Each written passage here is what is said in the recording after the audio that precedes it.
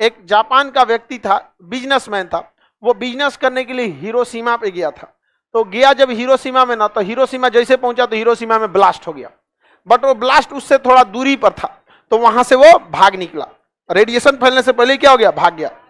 और फिर वो कहां गया, नागासाकी। जब नागासाकी में पहुंचा तो वो मार दिया उसको।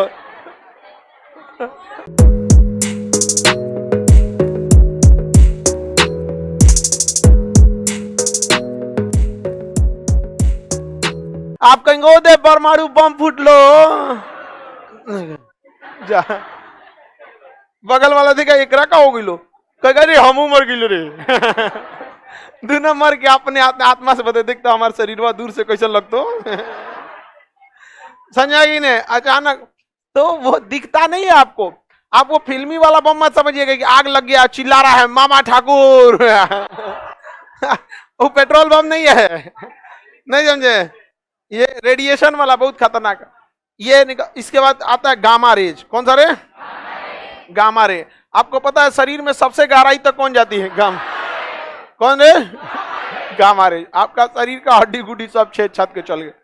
आदमी उठाना पड़ता है इसे छाइटी में, जैसे गोबर उठाता आदमी, चलो हो चचा। पूरा कत में कर देता है मार और के परमाणु बम।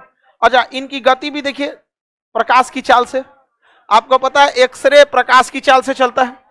टॉर्च जलाने में कितना टाइम लगता है, फटाक से जलाएं पहुंच गया 1 सेकंड में 3 लाख किलोमीटर। और गामा रेज की भी गति प्रकाश के बराबर। यही दो मेन तबाही मचाते हैं। इसके बाद क्या होता है ना, शॉक वेव उत्पन्न होता है। वेव चैप्टर में भी पढ़ा दिए हैं शॉक वेव।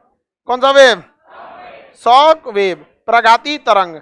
देखिए आपको भी पता है शॉक वेव क्या है। देखिए कोई भी चीज कब लड़खड़ाती है, शॉक कब लगता है। जैसे हमारी दौड़ने की क्षमता है 20 के स्पीड से या 30 के स्पीड से, तो हमको अगर कोई धक्का दिया पीछे से 10 के स्पीड से, तो हम नहीं लड़खड़ाएंगे, क्योंकि हम उसे बैलेंस बना लेंगे। अगर कोई 30 से ढकेला तो भी हम नहीं लड़का, हमारी क्षमता से ज्यादा ढकेल दिया ना तो हम लड़खड़ा जाएंगे ऐसे, क्योंकि उससे तेज हम नहीं जा सकते थे। तो हमारे अगल बगल में जो वायु है, ये वायु है या फिर ध्वनि तरंगे है, ये 330 मीटर पर सेकेंड की वेग से ही जा सकती है, इससे ज्यादा नहीं जा सकती है। और अगर कोई चीज ब्लास्ट करता है बहुत ज्यादा मात्रा में, तो अचानक वो यहाँ की हवा वगैरह को क्या करता है, ढकेलता है। अचानक क्या करता है, ढकेलता है। और उस ससुरा इतना तेज ढकेलता है कि उस सबको उतना तेज चलने के लिए बने ही नहीं थे। तो क्या होता है, एकदम शॉक उत्पन्न हो जाता है। क्या उत्पन्न हो जाएगा, शॉक। और वो इतना शक्तिशाली होता है, किसी भी चीज को ध्वस्त कर देता है। तो ये शॉक वेव आके बिल्डिंग वगैरह को क्या करती है, गिरा देती है। शॉक वेव बिल्डिंग को क्या करती है, गिरा देती है। यहाँ पे पूरी तरह से टेम्परेचर लगभग 300 डिग्री सेल्सियस हो जाता है। पानी कितना डिग्री पे रहता है, 100 डिग्री सेल्सियस पे क्या होता है पानी, अभी कितना कर दिया। तो जो बम के पास के एरिया में रहेंगे 8-10 किलोमीटर के रेडियस में, ऐसे समझ में गया, तो वो सबसे पहला शिकार होंगे किसका,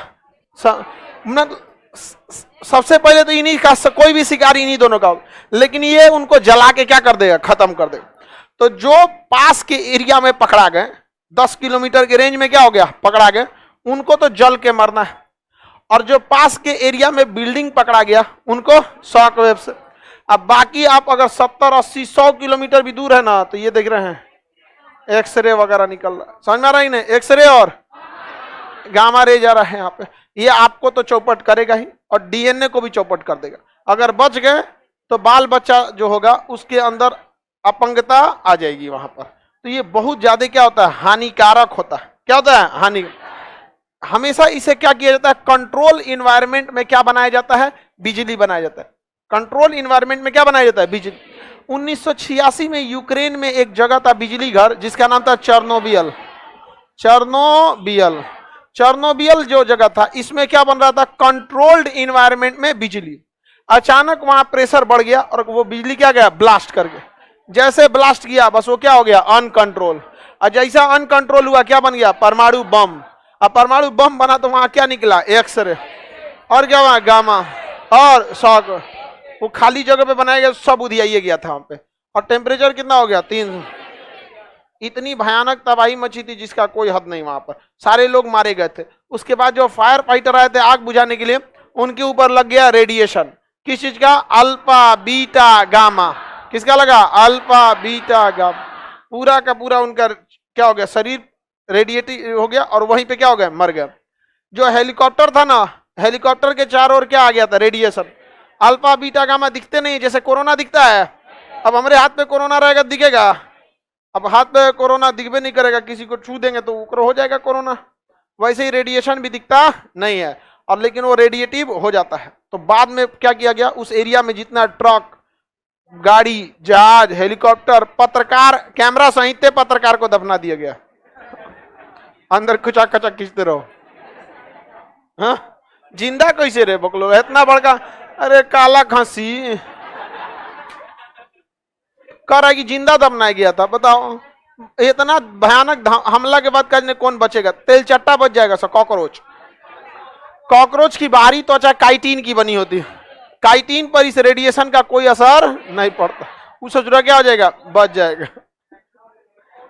समझ रहा है कि नहीं रहा, बच जाएगा। वहां पर आपके एरिया में जब कभी भी परमाणु विस्फोट हो जाए कभी, तो आप देखिए, अगर आपके अगले बगले में हो गया 10 किलोमीटर के रेडियस में, तो चुपचाप आप जाएंगे, आपको कोई बचा नहीं सकता। लेकिन ऐसा खबर लगा कि नहीं भाई इस जगह पे ब्लास्ट किया गया है, तो आप खबर लगते ही तुरंत आप अपने जगह पे अंडरग्राउंड होना चालू कीजिए, तुरंत का तुरंत। यहाँ पर ऐसे जगह पे जाइए जहां पर हवा वगैरह बहुत ही कम आए, और अपने जितना घर द्वार का विंडो, शीशा, खिड़की सब बंद कीजिए। बेसमेंट में घुसिए, रजाई गद्दा बहुत ज्यादा लगा लीजिए ताकि हवा कम आए, क्योंकि सबसे बड़ा दिक्कत क्या होता है, रेडिएशन। समझ में आ गया कि नहीं, रेडिएशन। और इंतजार कीजिए कि कोई बचाने वाला आए। नसीब अच्छा रहेगा तो कोई बचाने वाला आएगा, आपको मास्क पहनाएगा रेडिएशन से बचने वाला, फिर बचा के ले जाएगा। ऐसा हुआ है एक बार, एक जापान का व्यक्ति था, बिजनेसमैन था, वो बिजनेस करने के लिए हिरोशिमा पे गया था। तो गया जब हिरोशिमा में ना, तो हिरोशिमा जैसे पहुंचा तो हिरोशिमा में ब्लास्ट हो गया, बट वो ब्लास्ट उससे थोड़ा दूरी पर था, तो वहां से वो भाग निकला। रेडिएशन फैलने से पहले क्या हो गया, भाग गया। और फिर वो कहां गया, नागासाकी। जब नागासाकी में पहुंचा तो वो मार दिया उसको, फिर वहां भी वो बच गया। अब जापानियों का नाम अजीब होता है, दिमाग में नहीं आता। अब भाई कोई राष्ट्रपति रहे तो आदमी याद कर लेता है मन से कि भाई 5 साल का फुर्सत हो जाएगा, याद कर लो। होता है कि नहीं होता है? अब नाम ही नहीं ध्यान आ रहा है, लेकिन उससे जो गया नागासाकी में तो हुआ पटका गया। वहां से भी क्या हो गया, भागा वहां पे। अब भाग के गया कहां पे, क्वेटो में। तो क्वेटो में गया तो बिजली गिर गया उसके।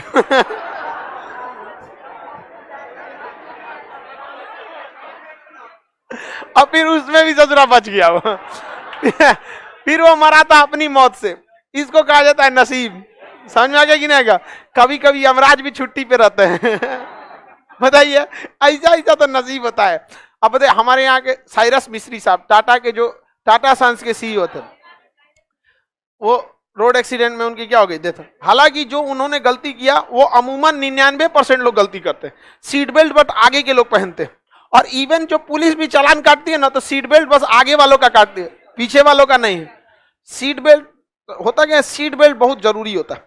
वो आपकी गति को ना अचानक रोक लेता है, वरना गाड़ी आ रही है 100 की स्पीड में, टकराएगी तो अचानक 0 हो जाएगा, आप चल जाएंगे आगे।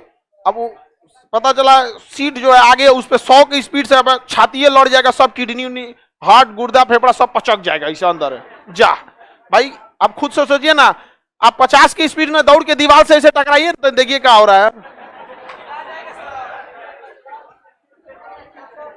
तो सीट बेल्ट जो होता है ना, सीट बेल्ट ये आगे आने नहीं देता। सीट बेल्ट की खासियत होती है, आराम से खींचिएगा तो खिंचाएगा, और जहां जबरदस्ती करेंगे नहीं खिंचाएगा। आपको सीट बेल्ट पढ़ा दिए हैं, फिजिक्स में पढ़ा दिए हैं। आगे बढ़े, किसी को कोई दिक्कत नहीं ना। देखिए, रेडिएशन का मतलब होता है प्रकाश। रेडिएशन का मतलब प्रकाश, ये भी तो प्रकाश ही से हम देख सकते हैं। मोबाइल से निकलने वाले रेडिएशन को हम देख नहीं सकते हैं, लेकिन इससे भी निकलता है। ये वो रेडिएशन है जो हमारी क्षमता के अंदर है, हम इसे कोई दिक्कत नहीं होता। लेकिन यूरेनियम से नहीं। यूरेनियम को येलो केक कहा जाता है, यह दुनिया का सबसे महंगा पदार्थ है। समझ में आ गया कि नहीं आएगा? अब लड़की सब इसका झुमका पहना के नहीं पहनना, काने भड़क जाएगा एक ओर से।